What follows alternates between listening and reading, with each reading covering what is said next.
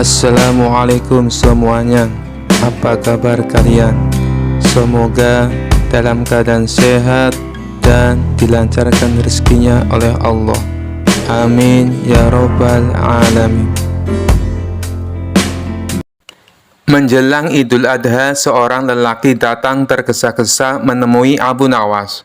"Abu Nawas, aku ingin berkorban sapi tahun ini," katanya sambil membawa catatan yang panjang.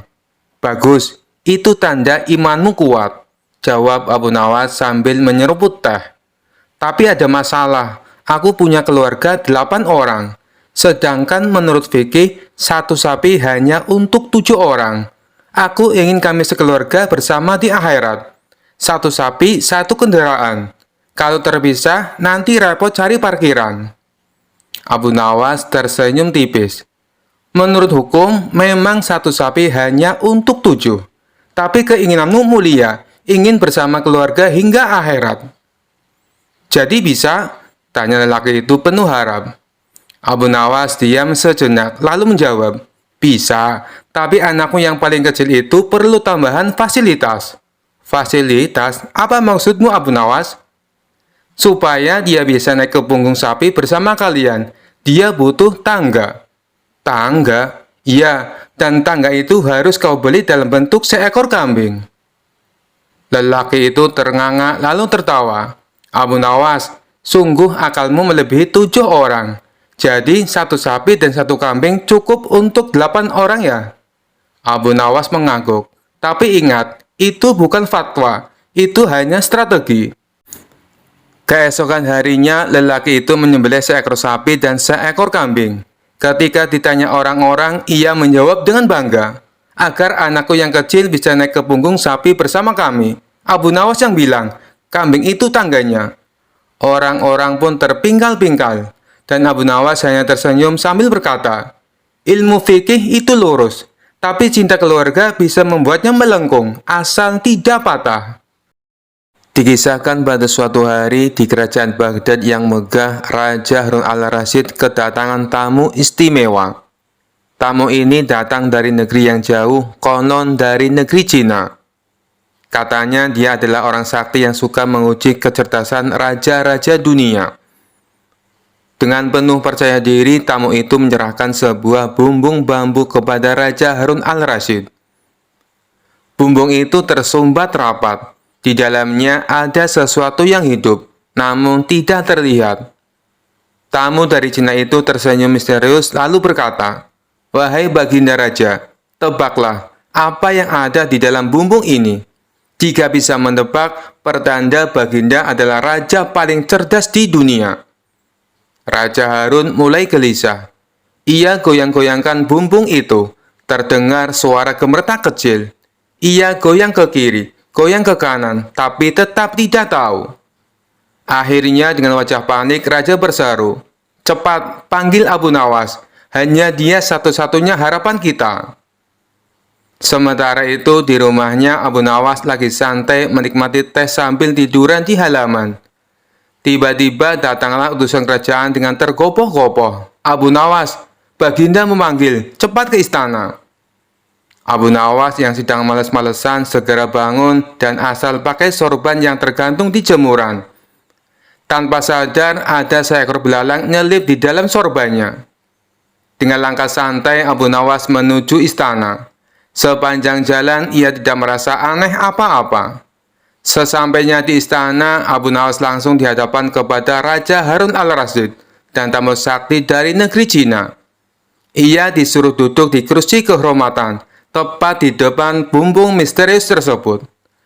Baru saja duduk, tiba-tiba belalang yang tersembunyi di dalam sorban itu melompat tepat ke arah selangkangan Abu Nawas. "Belalang!" teriak Abu Nawas sekeras-kerasnya sambil lompat-lompat kaget. Semua orang di istana pun ikut kaget. Tamu sakti dari negeri Cina tercengang. Baginda Raja sampai hampir jatuh dari tahtanya. Tapi anehnya, tamu dari Cina itu malah bertepuk tangan sambil tertawa. "Luar biasa, Abu Nawas benar-benar jenius, karena yang ada di dalam bumbung itu adalah belalang." Semua orang langsung terdiam sejenak, lalu meledak tawa memenuhi seluruh istana. Raja Harun pun tertawa terpingkal-pingkal sambil bertepuk tangan. Abu Nawas, engkau memang sakti, bahkan lebih hebat daripada tamu sakti dari negeri Cina. Kisah selanjutnya. Dikisahkan pada suatu hari, Abu Nawas datang ke klinik untuk memeriksakan kesehatannya. Dengan santai dia duduk di ruang tunggu sambil merokok. Asap rokok mengepul kemana-mana, membuat pasien lain batuk-batuk, dan membuat dokter geram dari dalam ruangannya. Tak lama kemudian, giliran Abu Nawas pun tiba. Dokter berkata, Abu Nawas, Anda tahu kan, merokok itu sangat berbahaya bagi kesehatan. Abu Nawas sambil menghembuskan asap menjawab, tentu saja dok, bahkan sangat mematikan. Dokter pun kaget, loh, kau tahu kenapa masih merokok? Abu Nawas dengan tenang menjawab, justru karena saya tahu bahayanya, maka saya merokok dokter. Dokter pun terkejut, hah? Logika dari mana itu? Abu Nawas melanjutkan, coba pikir dok, banyak orang sehat, olahraga tiap hari, makan sayur, tidak merokok. Tiba-tiba jatuh dari pohon mangga dan meninggal. Nah, saya tahu rokok berbahaya, jadi saya sudah siap. Setiap kali merokok, saya ingat mati. Jadi saya lebih rajin lagi untuk beribadah. Dokter pun bingung. Itu bukan alasan. Merokok menyebabkan kanker paru-paru, jantung, dan penyakit lainnya. Abu Nawas serius tapi jenaka. Betul dokter, tapi saya merokok bukan untuk sakit. Saya merokok untuk menguji kekuatan tubuh saya. Itu sama saja dengan menguji kekuatan kaca dengan palu godam, kata sang dokter. Abu Nawas pun tersenyum. Tapi dok, bukankah dokter juga menguji pasien dengan memberikan suntikan? Saya juga menyuntik diri saya dengan kenikmatan. Tapi itu bukan ilmu kedokteran. Abu Nawas menjawab, tepat, karena ini ilmu kesenangan. Akhirnya dokter pun menyerah. Ia sadar berdebat dengan Abu Nawas soal logika adalah seperti main catur dengan kambing. Kambingnya jalan ngawur, tapi tetap menang karena bikin kesel duluan. Sebelum pergi, Abu Nawas pun berkata, tenang saja dokter, saya akan berhenti merokok. Dokter pun lega, ya syukurlah. Abu Nawas melanjutkan, kalau rokoknya habis. Dan dia pun keluar dari klinik sambil menyalakan sebatang lagi. Kisah selanjutnya. Dikisahkan pada suatu hari, Baginda Raja mengumpulkan seluruh rakyat di alun-alun kerajaan. Di tengah lapangan dibuat sebuah api unggun yang besar menyala-nyala. Raja berkata, siapa yang berani berkata jujur di hadapanku akan diberi hadiah. Tapi kalau ketahuan bohong akan dilempar ke dalam api ini. Semua orang langsung ciut nyali. Siapa yang berani? Tiba-tiba muncul Abu Nawas sambil santai bawa tongkat dan senyum-senyum. Wahai Baginda, kata Abu Nawas, apa boleh hamba bicara? Raja mengangguk, silakan, tapi ingat, kalau kau bohong, kau kubakar. Abu Nawas maju ke depan api lalu berkata lantang, wahai Baginda, api ini panas. Semua orang langsung melongo. Loh, itu mah semua orang juga tahu. Raja berkata, itu mah bukan hal baru, apa istimewanya? Abu Nawas melanjutkan, tapi walaupun api ini panas, kalau kebenaran harus disampaikan, hamba siap melompat ke dalamnya demi berkata benar. Semua orang terkejut. Wah, Abu Nawas nekat. Raja mulai penasaran. Baiklah, kalau begitu coba katakan yang sebenarnya. Apakah aku ini raja tampan atau jelek? Abu Nawas mengelus dagunya sebentar, lalu berkata, hamba akan jujur Baginda. Wajah Baginda tampan sekali di hati para penjilat. Tapi di hati orang jujur seperti hamba, hamba lebih tampan dari Baginda. Semua orang langsung menahan tawa. Raja terbelalak. Kau berani-beraninya bilang begitu, mau kau aku bakar? Abu Nawas tersenyum tenang. Silakan Baginda, kalau memang kebenaran harus ditegakkan walaupun di tengah bara api, hamba rela. Tapi ingat, kalau hamba sampai terbakar, itu artinya hamba bohong. Kalau hamba selamat, itu artinya hamba benar. Raja jadi bingung. Karena takut malu kalau Abu Nawas ternyata selamat, akhirnya Raja berkata, baiklah, baiklah. Karena kau berani berkata jujur dan tak takut api, aku beri hadiah seekor unta. Abu Nawas membungkuk. Terima kasih Baginda, semoga onta ini anak semua. Semua orang pun tertawa terbahak-bahak. Kisah selanjutnya. Dikisahkan suatu hari kota Baghdad kedatangan tamu agung. seorang pendeta terkenal dari kerajaan Romawi. Namanya Pendeta Armando, pakai jubah putih, salib besar, dan alis yang tak pernah tersenyum. Ia sombong dan berkata kepada raja, "Aku ingin menantang siapapun di negeri ini dalam debat agama. Kalau kalah, mereka ikut agamaku. Tapi kalau aku kalah, aku akan mengakui kebenaran agama mereka." Raja langsung tersenyum. Wah, ini kerjaannya Abu Nawas. Hari pertama, kitab dan logika. Debat pun dimulai di halaman istana, disaksikan banyak orang. Pendeta membawa 5 kitab besar. Abu Nawas cuma bawa 1 tasbih dan 2 kurma. Pendeta langsung menantang, "Tunjukkan dalil bahwa Islam itu benar." Abu Nawas menjawab, "Apa kau yakin? Sebelum aku jawab, kau akan menerima kebenaran itu?" "Kalau logikamu bisa mengalahkan kitab-kitabku, ya," kata pendeta. Abu Nawas tersenyum lalu berkata, "Kalau logika bisa buat orang beriman, sapi pasti sudah jadi mualaf sejak zaman Nabi Musa." Penonton tertawa. Hari kedua, Trinitas atau tersesat. Pendeta mulai serius. Ia menjelaskan Trinitas dengan rumit. 1 Tuhan tapi 3 pribadi.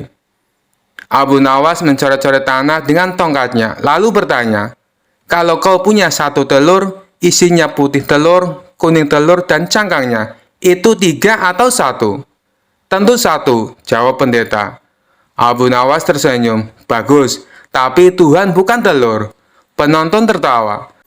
Pendeta mulai kesal, tapi debat tetap dilanjutkan. Hari ketiga, semua sudah lelah. Pendeta sudah kehabisan dalil dan argumen, tapi tetap bertahan. Akhirnya, Abu Nawas berdiri, memandangi langit, lalu berbalik dan bertanya dengan tenang, "Wahai pendeta, kalau Tuhan itu mati di salib, siapa yang menjaga alam semesta saat itu?" Pendeta terdiam, matanya berkedip, mulutnya terbuka, lalu tertutup lagi, seperti ikan kehabisan air.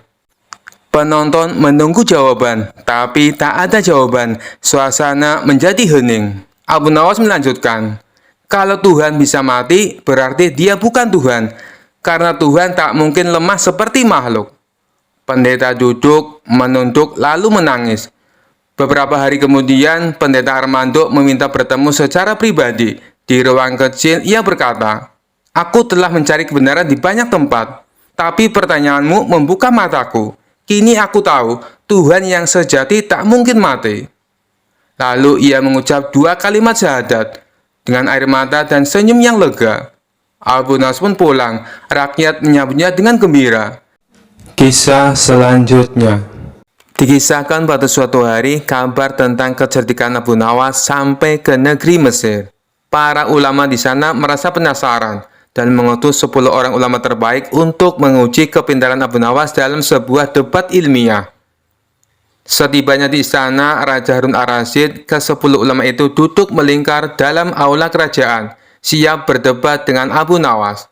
Raja tersenyum dan berkata, "Abu Nawas, hari ini kau harus menghadapi 10 ulama Mesir sekaligus. Apakah kau siap?" Abu Nawas menghela napas panjang. Ia melirik ke arah para ulama yang tampak serius dan penuh wibawa.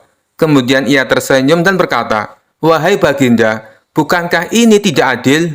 "Kenapa tidak adil?" tanya Raja heran. Abu Nawas menjawab dengan wajah polos, "Karena aku hanya sendirian, sementara mereka ada 10 orang."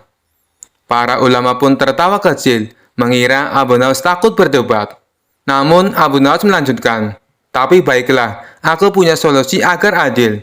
Karena aku 1 orang dan kalian 10 orang, maka aku hanya perlu memberikan 1 jawaban untuk 10 pertanyaan kalian." Para ulama langsung bingung. "Bagaimana bisa 1 jawaban untuk 10 pertanyaan?" tanya salah satu ulama.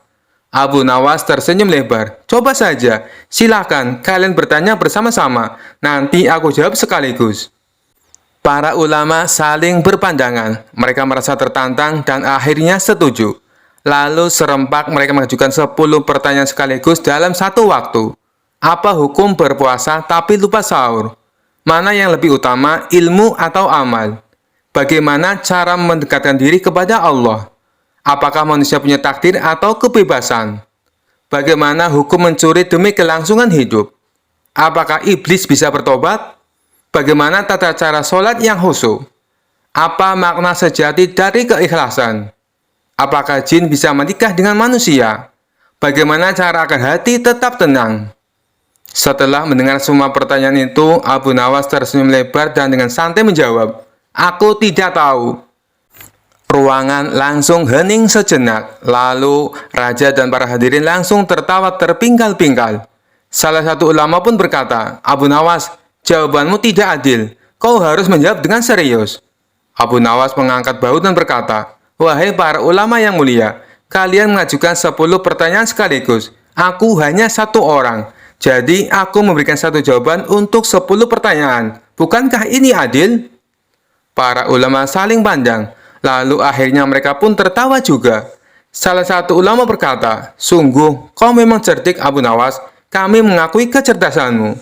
Akhirnya 10 ulama Mesir itu kembali ke negerinya dengan membawa satu pelajaran berharga. Jangan pernah meremehkan kepintaran Abu Nawas. Kisah selanjutnya. Dikisahkan suatu hari Abu Nawas sedang duduk santai di bawah pohon kurma sambil menikmati teh hangat.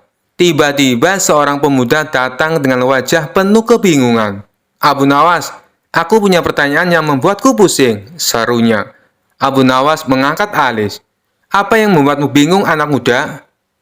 Pemuda itu mendekat dan berkata dengan suara serius, "Aku pernah melihat seorang pria memasukkan air putih pekat ke dalam sebuah tempat.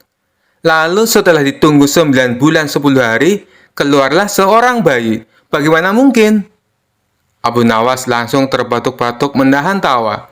Ia tahu pemuda ini sebenarnya sedang bertanya tentang proses kelahiran manusia, tapi dengan cara yang sangat polos. Namun sebagai orang bijak, Abu Nawas tidak ingin langsung menertawakannya. Ia pun memutuskan untuk menjawab dengan cara yang konyol dan penuh humor. Abu Nawas berpura-pura berpikir keras. "Ini ilmu yang sangat tinggi. Hanya sedikit orang yang bisa memahami keajaiban ini," katanya dengan nada serius. Pemuda itu makin penasaran. "Jadi, bagaimana penjelasannya, Abu Nawas?" Abu Nawas mendekat, berbisik di telinganya. "Itulah bukti kekuasaan Allah. Allah bisa menciptakan sesuatu dari sesuatu yang tampak sederhana." Pemuda itu mengangguk-angguk tetapi masih penasaran. "Tapi bagaimana air itu bisa berubah menjadi bayi?"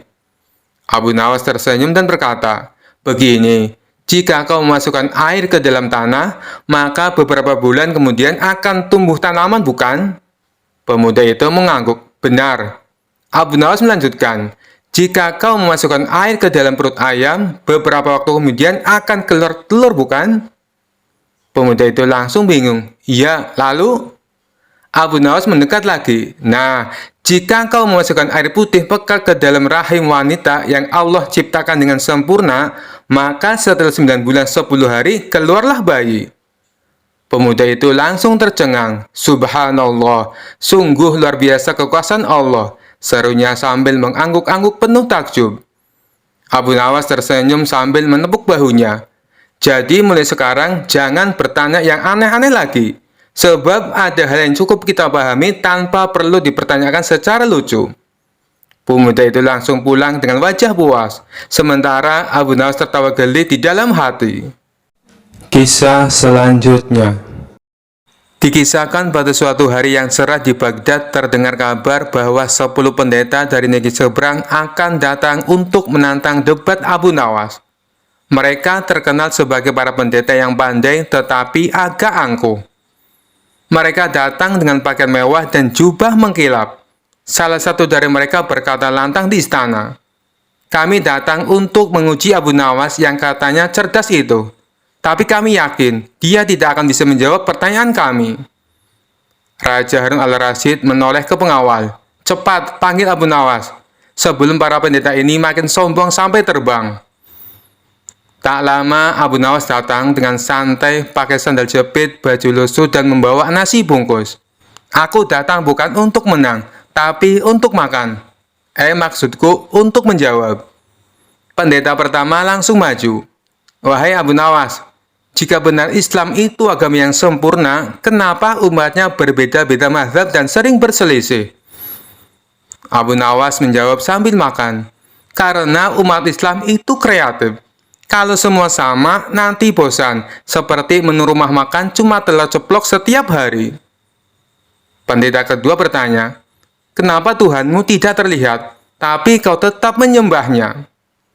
Abu Nawas menjawab santai, kau percaya otakmu ada kan? Tentu. Pernah lihat? Belum. Nah, itu dia. Saya juga begitu soal Tuhan. Pendeta ketiga mulai panik. Kalau begitu, jelaskan Trinitas dengan logikamu. Abu Nawas mengambil 3 butir kurma, lalu memakannya sekaligus. Ini kurma 3, tapi masuk 1 perut, sama kayak pertanyaanmu. 3 jadi 1, tapi tetap bikin kenyang sendiri-sendiri. Penonton tertawa, Raja Harun al-Rasyid mulai ngikik. Pendeta keempat sampai ke-10 mulai berkerumun dan mengajukan pertanyaan bertubi-tubi. Kalau Islam benar, kenapa tidak semua orang memeluknya? Bagaimana Muhammad tahu tentang alam semesta, padahal ia buta huruf? Bagaimana bisa Al-Quran tak berubah selama 1400 tahun? Apa jaminan umatmu masuk surga? Abu Nawas berdiri, menepuk dadanya dan berkata, karena Islam tidak memaksa, tapi mengajak. Nabi Muhammad tidak membaca buku, tapi membaca langit. Al-Quran dijaga oleh jutaan mulut, bukan cuma tinta. Dan jaminan masuk surga, ya itu rahasia Tuhan. Tapi lebih baik punya harapan daripada hanya hiburan. Suasana hening. Para pendeta saling pandang. Wajah mereka kini tidak lagi sombong, tetapi terharu. Pendeta pertama mendekat dan berkata lirih, Abu Nawas, kau menjawab dengan akal, tapi menusuk hati. Pendeta kedua ikut bicara. Kami datang dengan keangkuhan, dan sekarang malu dengan kebodohan kami sendiri. Abu Nawas tersenyum. Ilmu itu seperti air. Yang sombong akan tenggelam. Yang rendah hati akan mengapung. Lalu satu persatu ke-10 pendeta itu berdiri dan berkata serempak, ajarkan kami 2 kalimat itu. Abu Nawas pun membimbing mereka. Asyhadu an la ilaha illallah. Wa asyhadu anna Muhammadar Rasulullah. Seisi istana menangis haru, dan beberapa juga sambil tertawa, karena Abu Nawas sempat menambahkan, dan yang ingin dapat hadiah kurma gratis, silakan ikut baris di belakang. Kisah selanjutnya. Abu Nawas dikenal suka menolong, tapi ada saja orang yang tidak suka dengan sosok cerdas dan humoris ini. Sebut saja Abu Jahal. Entah kenapa dia sangat membenci Abu Nawas. Abu Jahal selalu mencari celah untuk memfitnah Abu Nawas, tapi selalu gagal. Tentu saja hal ini membuatnya makin membenci Abu Nawas. Sampai suatu ketika Abu Jahal mempunyai rencana yang licik. Dia hendak menjebak Abu Nawas, supaya namanya menjadi buruk di mata masyarakat. Esok harinya Abu Jahal mulai mengatur strategi. Ia pergi ke pasar untuk membeli sandal. Sandal yang ia beli sama persis dengan kepunyaan Abu Nawas.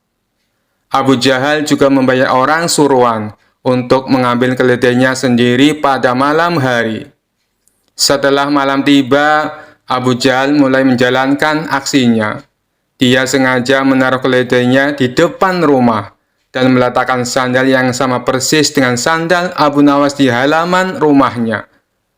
Tidak lama kemudian, datanglah orang bayaran Abu Jahal untuk mengambil keledai di depan rumahnya.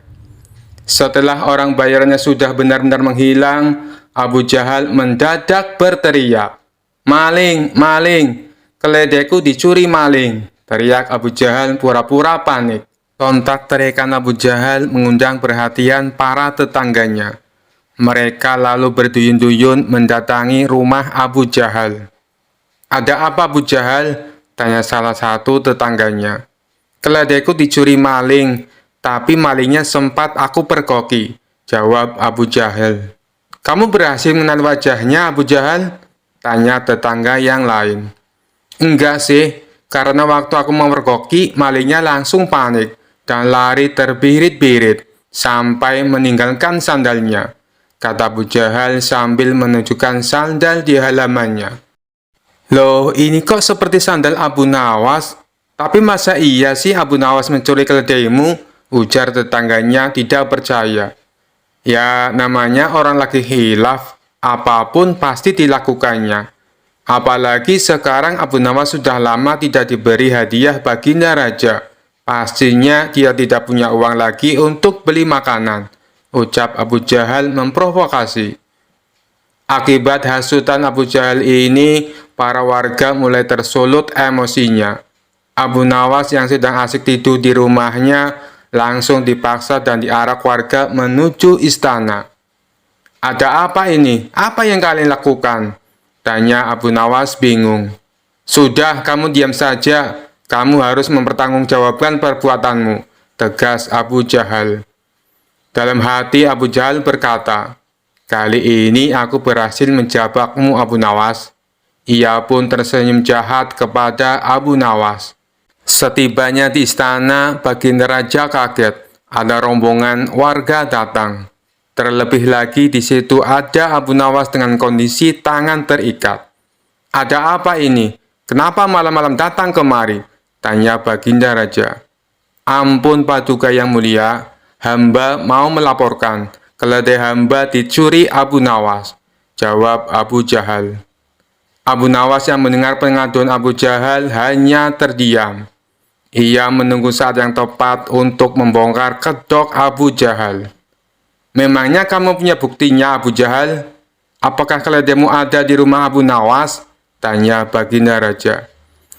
Keledainya memang tidak ada di rumah Abu Nawas. Bisa saja dia menaruhnya di tempat lain, paduka yang mulia. Tapi saya punya bukti yang lain, ucapnya. Coba tunjukkan bukti yang kamu punya, Abu Jahal, perintah baginda raja. Ia lalu menunjukkan sandal yang mirip dengan milik Abu Nawas. Ini buktinya paduka yang mulia. Waktu hamba memergoki, Abu Nawas lari terbirit-birit sampai meninggalkan sandalnya di halaman rumah hamba, tutur Abu Jahal. Apa benar itu sandal kamu, Abu Nawas? Tanya baginda raja kepada Abu Nawas. Bukan baginda raja, tapi sandal itu memang mirip dengan sandal hamba, jawab Abu Nawas. Kamu jangan mencoba mengelak, Abu Nawas. Jelas-jelas itu sandalmu, bentak Abu Jahal. Sudah, berikan sandal itu kepadaku, pinta baginda raja kepada Abu Jahal. Setelah Abu Jahal memberikan sandal tersebut, baginda raja lalu memanggil Abu Nawas. Abu Nawas, kemarilah, coba pakai sandal ini, perintah baginda raja. Setelah dicoba, sandal yang dibawa Abu Jahal tidak muat di kaki Abu Nawas. Melihat hal itu, Abu Jahal mulai belingsatan. Mukanya pucat dan keringat dingin mulai keluar dari tubuhnya. Ini jelas-jelas bukan sandal Abu Nawas. Kamu jangan menuduh orang sembarangan. Atau jangan-jangan kamu ingin memfitnah Abu Nawas, bentak baginda raja geram kepada Abu Jahal. Dengan mulut terbata-bata, Abu Jahal menjawab, maaf paduka yang mulia, hamba kira itu sandalnya Abu Nawas. Ternyata Abu Jahal salah perhitungan saat membeli sandal yang mirip dengan sandal Abu Nawas. Abu Jahal tidak mencocokkan dengan ukuran kaki Abu Nawas. Di saat Abu Jahal mulai terbongkar rencana busuknya, Abu Nawas langsung melancarkan aksinya. Begini paduka yang mulia, sebenarnya Abu Jahal sudah berulang kali mencoba berbuat jahat, tapi rencananya selalu bisa hamba gagalkan, ungkap Abu Nawas. Perkataan Abu Nawas ini juga dibenarkan oleh para warga. Benar baginda, benar apa yang dikatakan Abu Nawas. Kami sungguh sangat menyesal dan kecewa, karena kali ini kami termakan hasutan Abu Jahal. Kami minta maaf Abu Nawas, ucap para warga. Abu Nawas pun memaafkannya, karena pada dasarnya mereka hanya termakan hasutan Abu Jahal. Sementara Abu Jahal langsung dimasukkan ke penjara atas perbuatan yang dilakukan. Kisah selanjutnya. Dikisahkan pada suatu waktu baginda Raja Harun al-Rasyid sangat gundah hatinya. Seperti biasa, dirinya ingin sosok Abu Nawas hadir di istana untuk menghibur hati sang raja.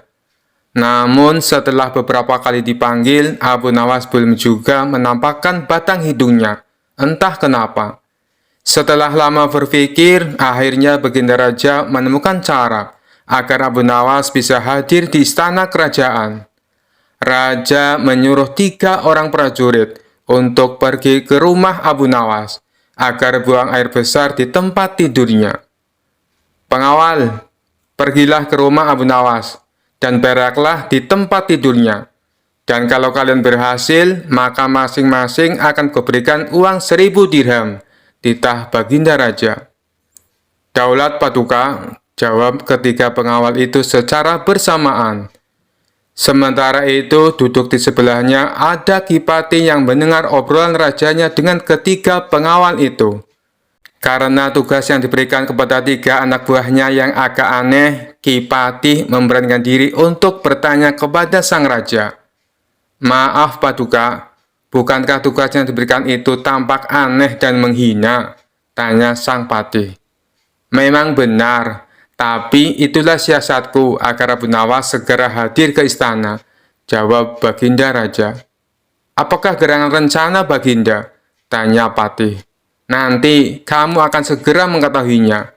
Dan sekarang kamu ikutilah ketiga anak buahmu itu, dan intailah mereka, dan sampaikan kepada Abu Nawas.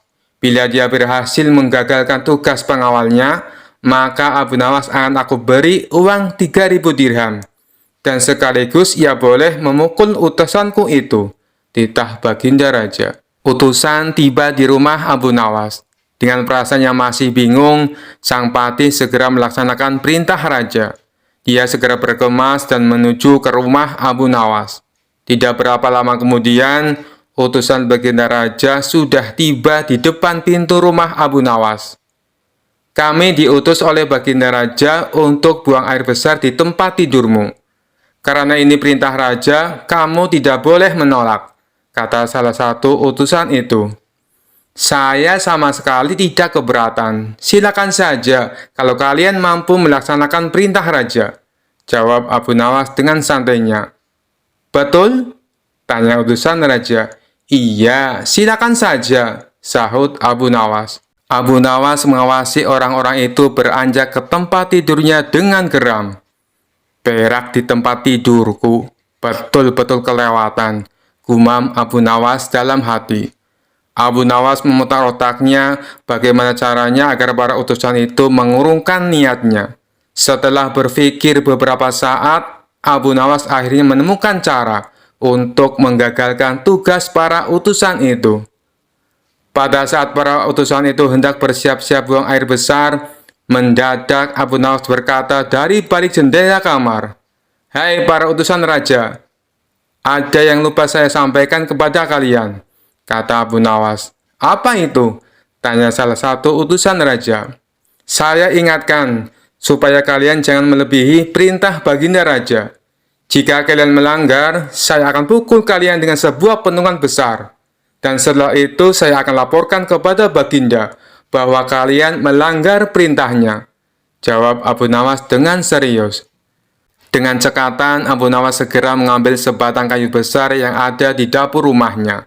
Bahkan kini Abu Nawas sudah mengambil pentungan kayu besar itu.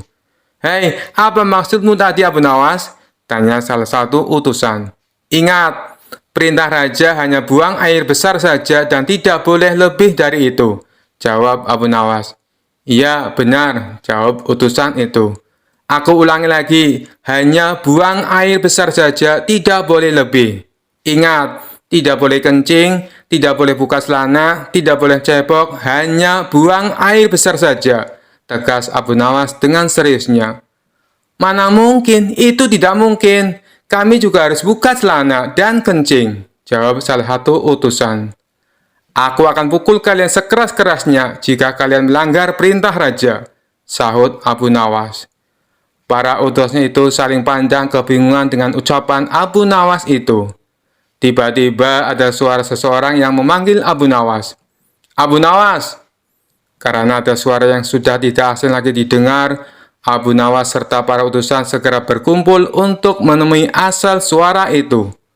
Ternyata suara itu adalah suara Kipati, yang merupakan orang kepercayaan baginda Raja Harun al-Rasyid. "Aku sudah mendengar perdebatan kalian. Baginda Raja memang merintahkan para utusan untuk berak di tempat tidurmu.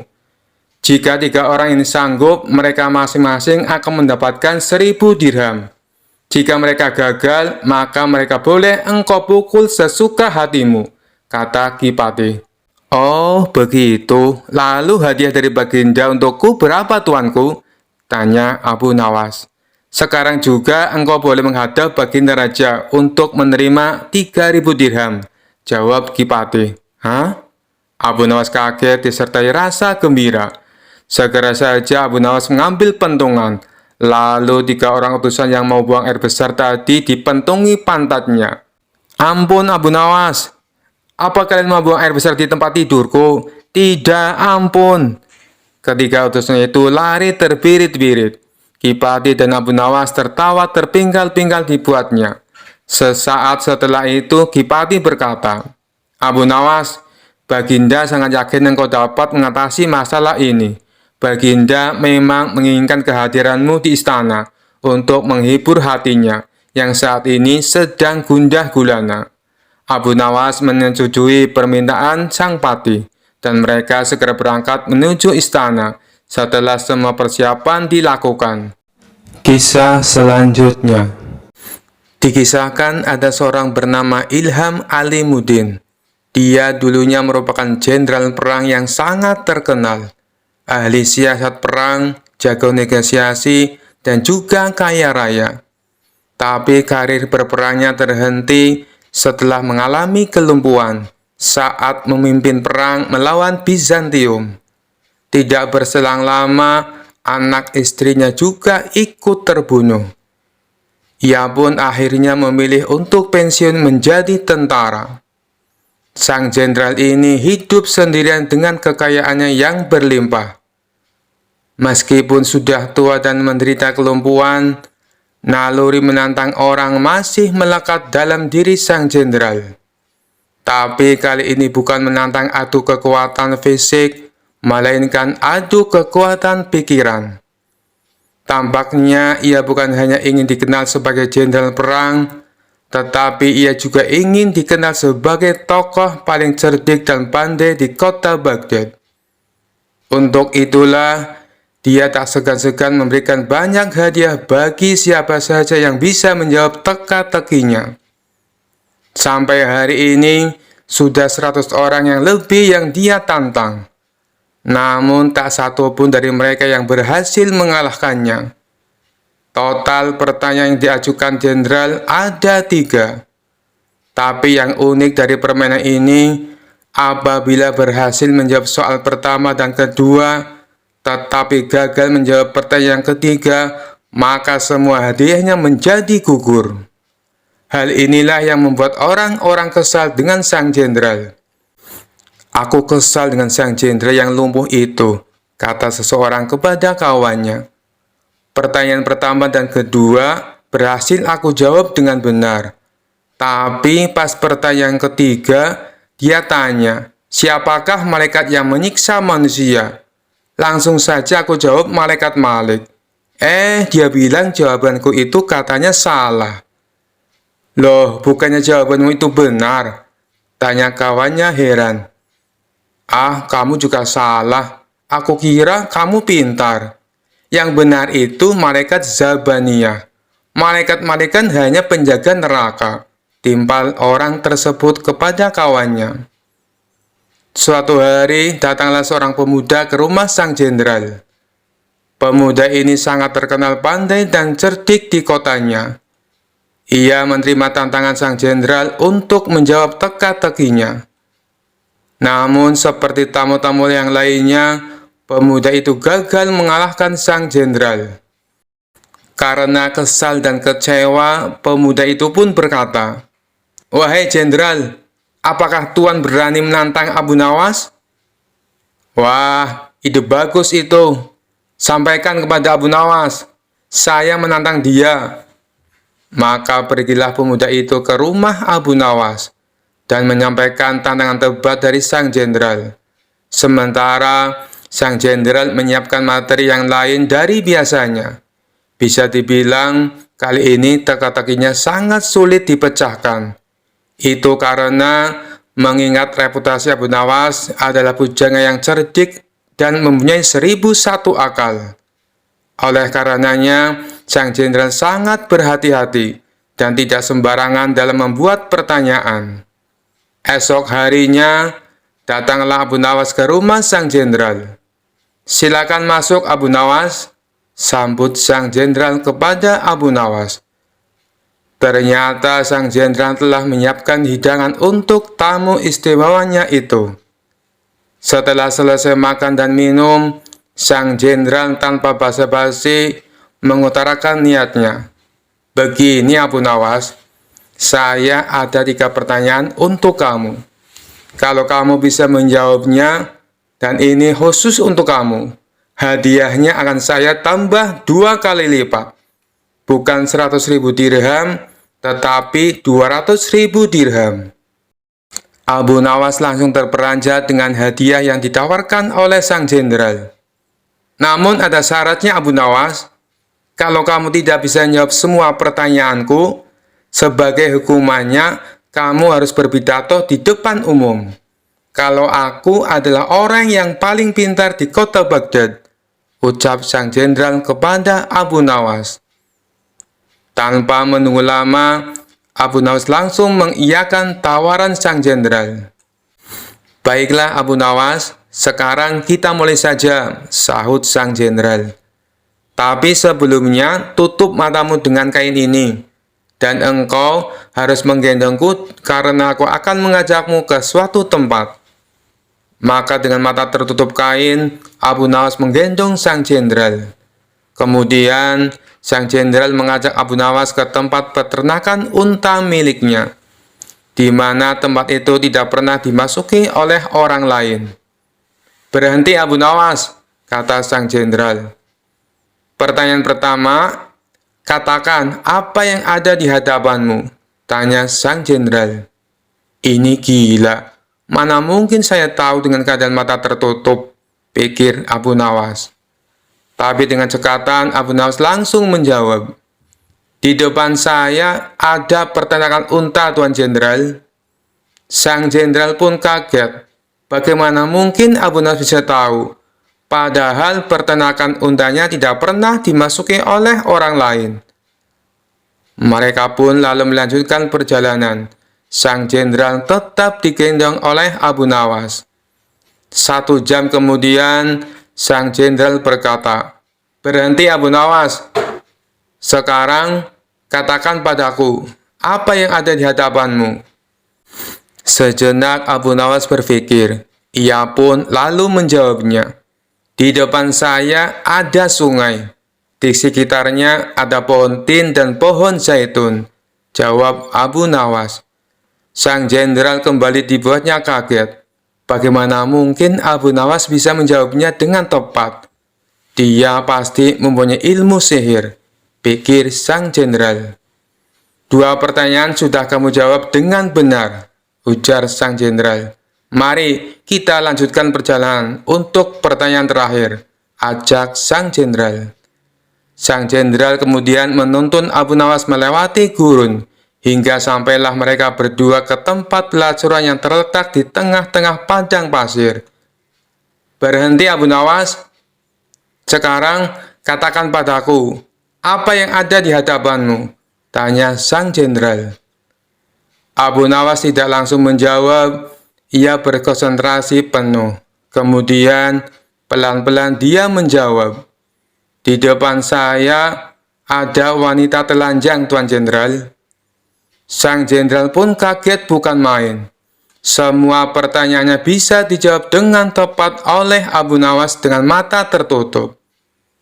Sesuai kesepakatannya, akhirnya esok paginya sang jenderal menyerahkan hadiahnya di depan istana dan disaksikan oleh baginda raja dan masyarakat. Tapi sebelum memberikan hadiahnya, sang jenderal berpidato menceritakan pengalaman mereka berdua. "Wahai Abu Nawas, saya masih penasaran. Bagaimana kamu bisa menjawab semua pertanyaanku, sedangkan kedua matamu tertutup kain?" tanya sang jenderal. "Itu mudah saja, Tuan Jenderal," jawab Abu Nawas. "Ketika Tuan mengajukan pertanyaan pertama, kaki saya menginjak kotoran unta. Dari situlah saya menebak kalau saya berada di peternakan unta. Baginda Raja tersenyum mendengar jawaban Abu Nawas. Sedangkan sang jenderal hanya bisa geleng-geleng kepala. Lalu dengan pertanyaan kedua, bagaimana kamu bisa menjawab dengan tepat? Tanya sang jenderal.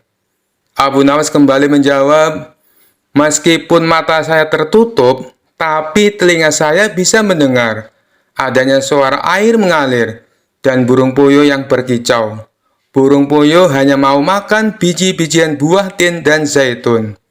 Sedangkan pohon tin dan zaitun hanya tumbuh di pinggiran sungai. Lagi-lagi Baginda Raja tersenyum. Sang jenderal dibuatnya terperangah dengan jawaban Abu Nawas. Baiklah, semua jawabanmu itu masuk akal. Tapi, kenapa kamu juga bisa menebak dengan tepat atas pertanyaan yang ketiga? Tanya sang jenderal penasaran. Dengan entengnya Abu Nawas menjawab, itu sangat mudah sekali Tuan.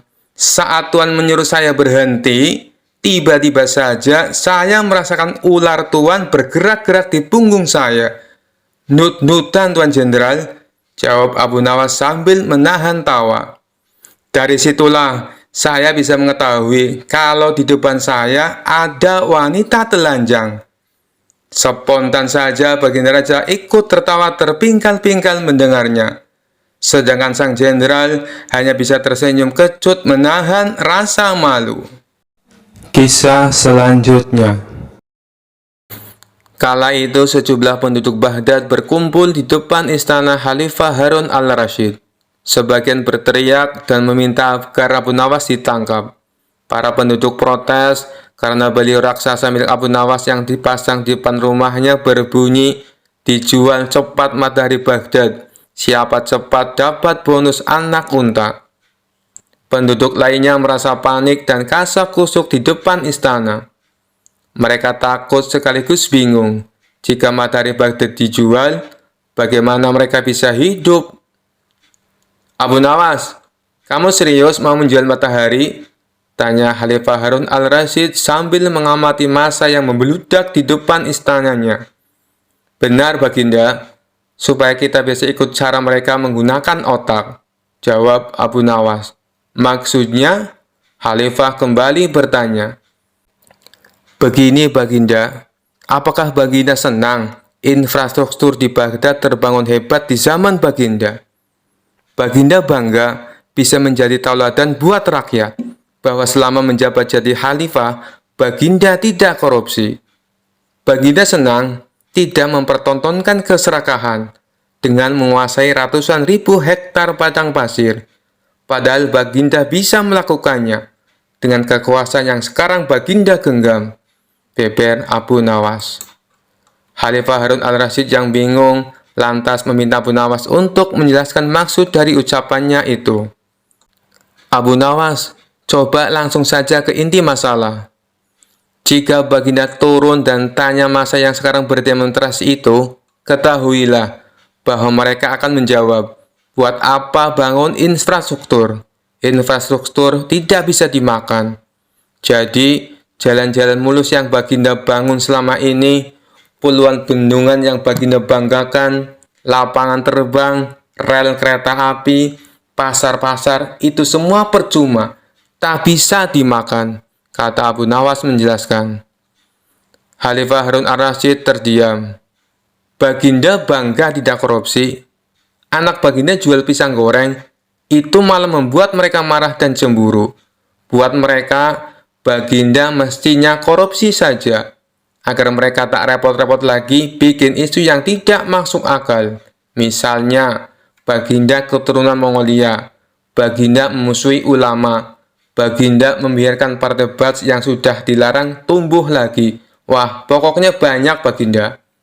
Lalu, apa hubungannya dengan menjual matahari? Tanya Khalifah Harun al-Rasyid.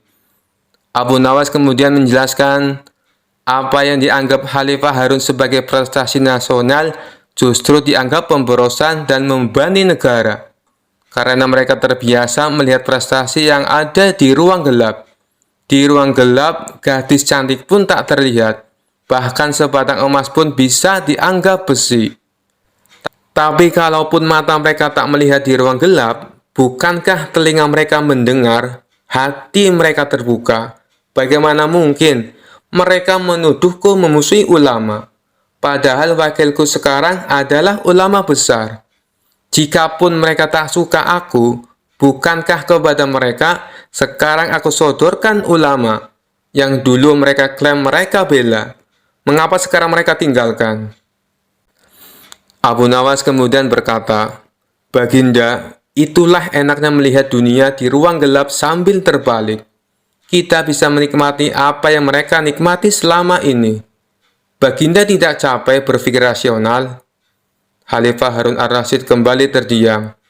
Abu Nawas lanjut menjelaskan, "Percayalah Baginda, hanya dengan melihat segala sesuatu di kegelapan, Baginda akan paham mengapa selama ini mereka melihat infrastruktur megah, pemerataan pembangunan daerah tertinggal, semuanya sama sekali tidak berguna, karena tak bisa dimakan.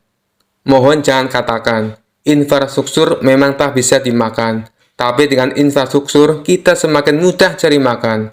Itu cara berpikir rasional dan normal, Paduka." Masa di depan istana semakin membludak. Khalifah Harun al-Rasyid masih diam. Ia lantas memberi isyarat membenarkan ucapan Abu Nawas. "Jadi, boleh saya menjual matahari, Baginda?" Kisah ini menunjukkan Abu Nawas sebagai pribadi yang cerdas dan peduli. Mimpi tak akan nyata karena keajaiban. Butuh keringat, kebulatan tekad, dan kerja keras untuk mewujudkannya. Kisah selanjutnya. Ada saja permintaan Baginda Raja. Tujuannya sih bagus, ingin membuat rakyatnya bahagia. Tapi kalau caranya tidak masuk akal, tentu hal ini akan membuat pusing orang yang disuruhnya. Siapa lagi kalau bukan Abu Nawas? Suatu hari sang raja mengadakan sayembara menangkap matahari. Hal ini didasari oleh keluhan masyarakatnya yang merasakan betapa panas teriknya matahari kala itu. Hingga memasuki waktu yang ditentukan, tak ada seorang pun yang menyatakan kesanggupannya menangkap matahari. Sang raja pun lalu langsung menunjuk si cerdik Abu Nawas untuk menangani hal ini. "Cepat panggil Abu Nawas kemari. Ada tugas penting yang harus dia lakukan," perintah Baginda Raja kepada beberapa pengawalnya. Singkat cerita, datanglah Abu Nawas menghadap Baginda Raja. "Ampun Paduka yang mulia, ada gerangan apa Paduka memanggil hamba?" tanya Abu Nawas. "Begini Abu Nawas, beberapa hari ini saya mendapatkan banyak pengaduan dari rakyatku," jawab Baginda Raja. "Kalau boleh tahu, apa pengaduan mereka Paduka yang mulia? Barangkali hamba bisa membantu Paduka," balas Abu Nawas.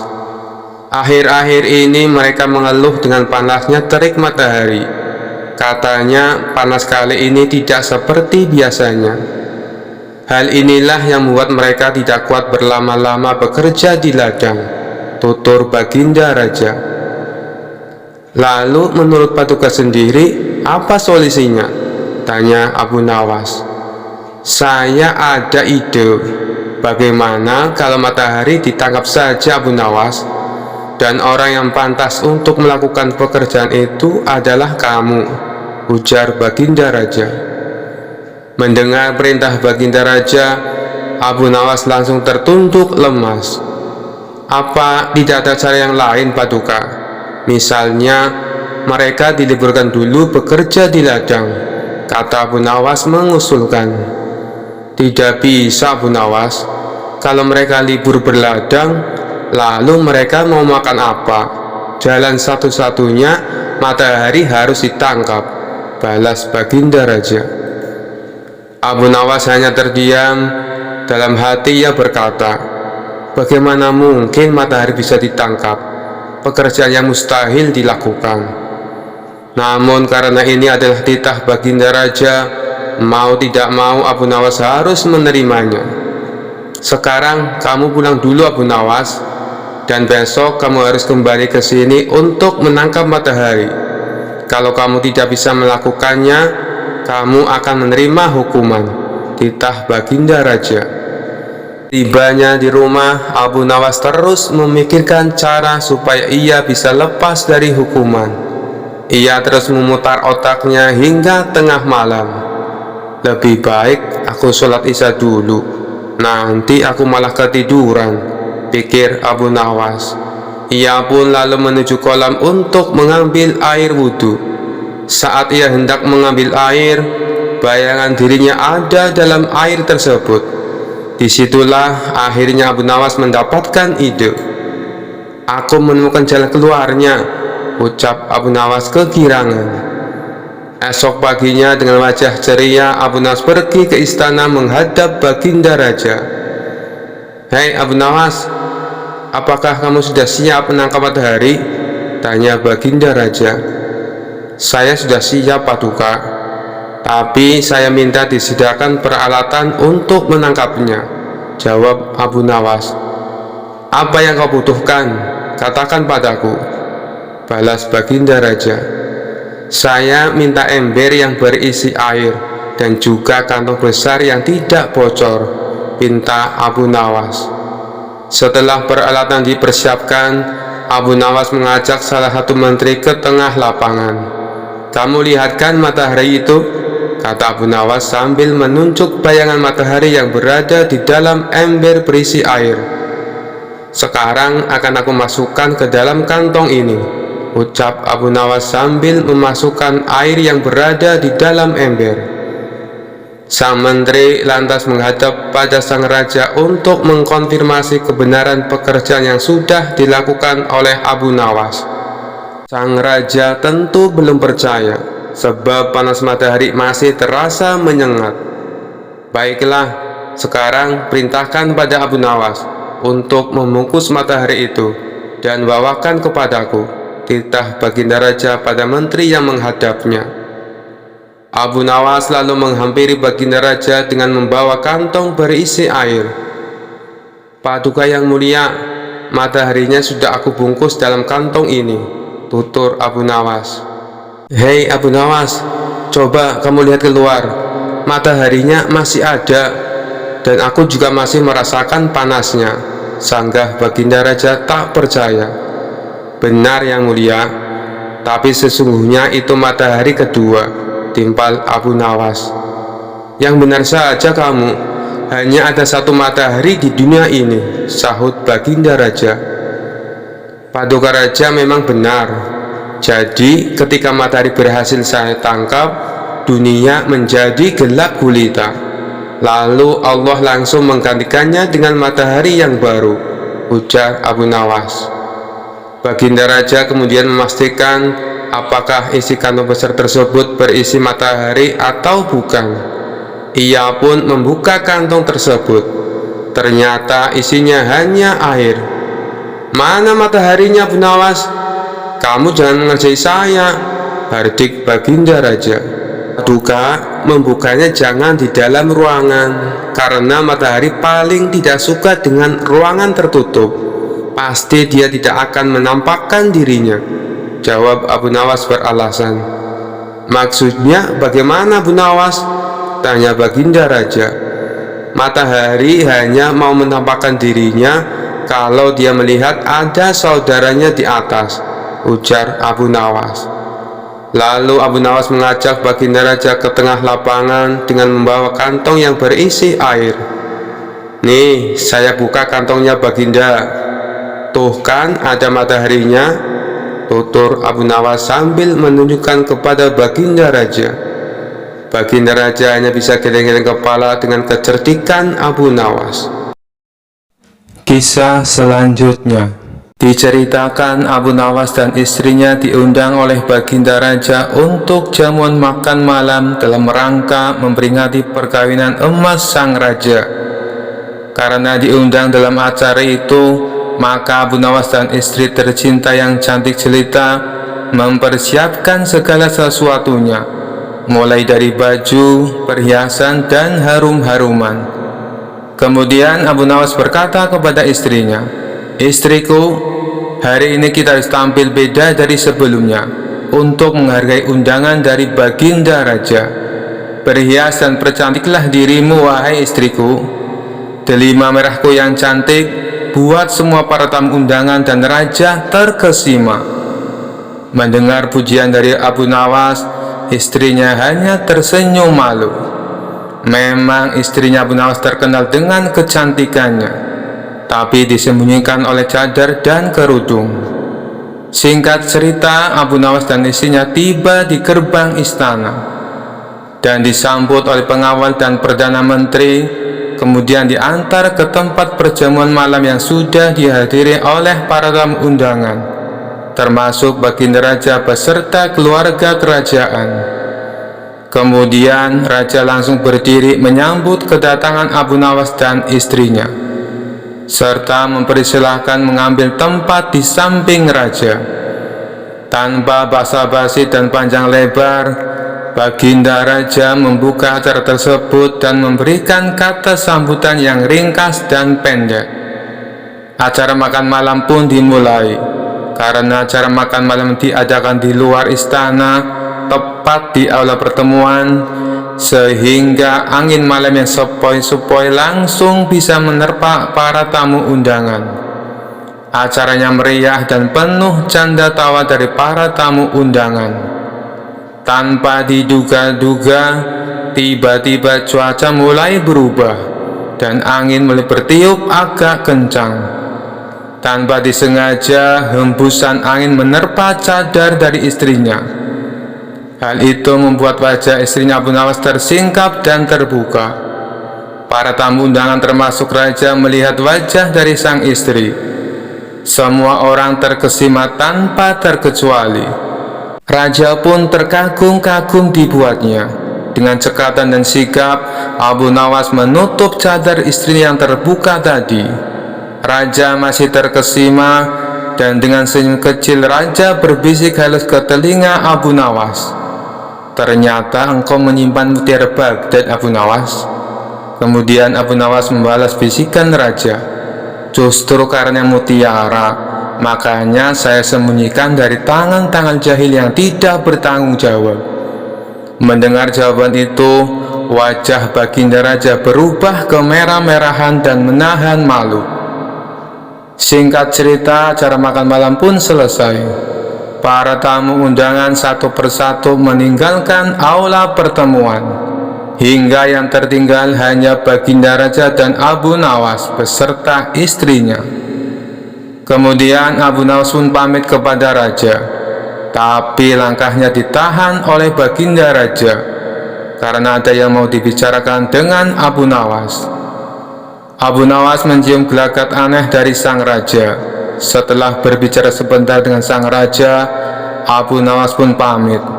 Sesampainya di rumah, Abu Nawas menceritakan hal tersebut kepada istrinya. Isi dari pembicaraan tadi, raja ingin berkunjung ke rumah Abu Nawas. Istrinya pun menangkap pembicaraan suaminya tersebut dengan melihat dari gaya bicaranya. Dalam hati, Abu Nawas agak resah dan bingung karena raja ternyata menaksir istrinya, meskipun raja tidak mengucapkan secara langsung. Kemudian Abu Nawas berunding dengan istrinya cara menghadapi sikap raja yang agak doyan kawin ini. Setelah lama mencari jalan keluarnya, akhirnya Abu Nawas menemukan ide cemerlang untuk memberikan pelajaran kepada sang raja. Abu Nawas pun menceritakan idenya tersebut kepada istrinya. Singkat cerita, akhirnya hari yang dinanti pun telah tiba. Raja berkunjung ke rumah Abu Nawas ditemani beberapa pengawal dan menteri. Abu Nawas pun menyambut kedatangan raja dengan senyum-senyum. Kemudian mempersilakan duduk dan mencicipi makanan. Raja kagum dengan hidangan yang disajikan oleh Abu Nawas karena bentuk kue yang indah-indah dan cantik-cantik. Abu Nawas pun mempersilakan raja dan tamu yang lainnya untuk mencicipi kue yang telah disajikan. Raja dengan lahapnya menyantap makanan. mulai dari bentuk yang biasa sampai bentuk yang luar biasa. Apa saja yang melihatnya pasti akan menjamah dan mencicipinya. Ketika asik-asiknya raja menikmati kue tersebut, ada yang aneh dari kue tersebut. Raja pun memanggil Abu Nawas dan bertanya, "Hai Abu Nawas, dari bahan apa engkau buat kue ini? Rasanya hampir sama semua, padahal ada banyak kue dan bentuknya pun cantik-cantik."